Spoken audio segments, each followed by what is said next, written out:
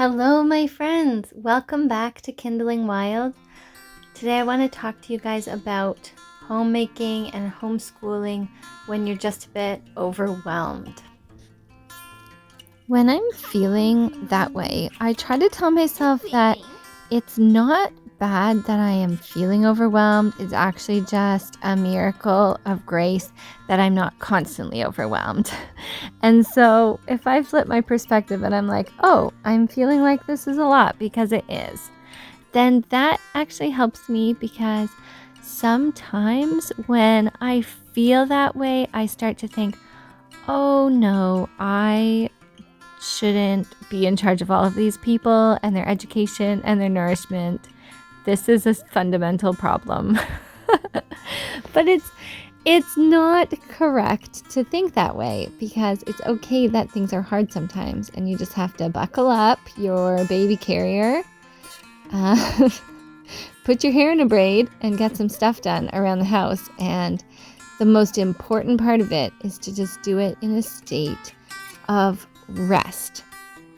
Think about it this way. What happens in the boat when the disciples are freaking out about the storm? Jesus is literally sleeping. And then when they wake him up, he's just like, peace, be still.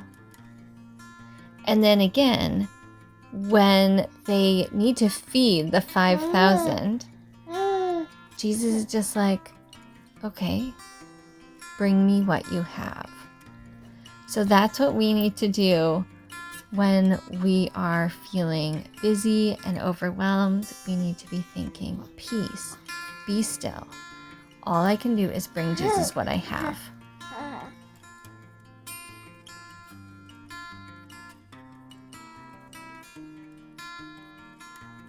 Now, how can we do these things in a state of rest? This is something that I have been struggling with for many years now.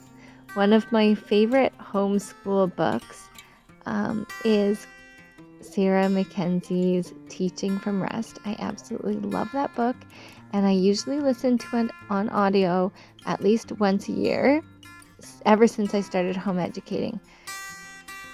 When we are teaching our children and cleaning our floors and things from a state of rest, that means that our hearts have the posture of Mary while our bodies are doing the work of Martha. So the Mary and Martha dynamic doesn't mean for us that we need to not do the things, because we need to do the things. This is our job. Our job is to do the things. We can also take time to sit and truly rest and pray and play and all of those good things.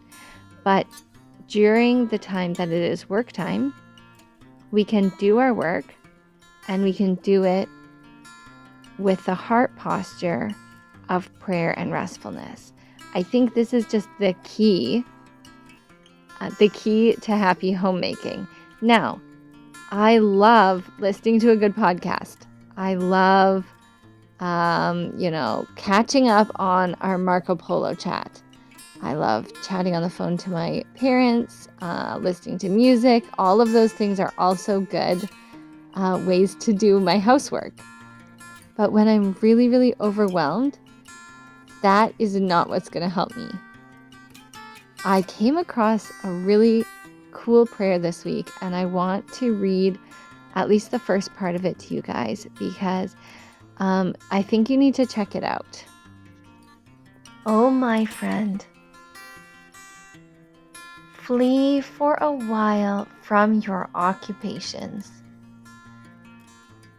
Hide yourself from the tumult of your thoughts. Cast aside your burdensome cares and put off your laborious duties.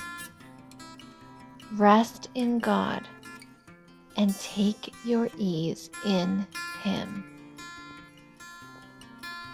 Oh, isn't that so good?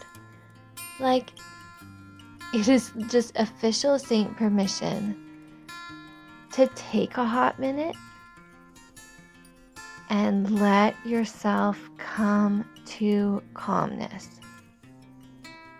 I absolutely love it. Because God does desire that rest for you. He actually promises in Scripture, "My yoke is easy, my burden is light."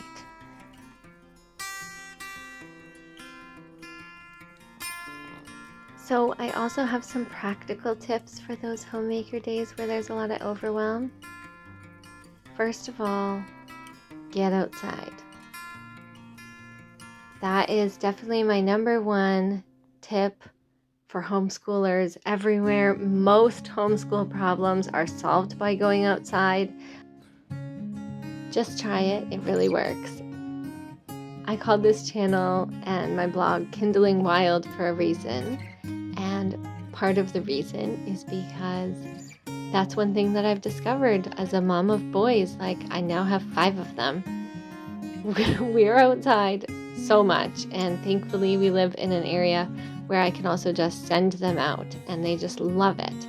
Everybody's moods are better. Everybody learns better once they've had outdoor time. We just absolutely love it. Another tip for getting outdoors with a baby is baby wearing outside.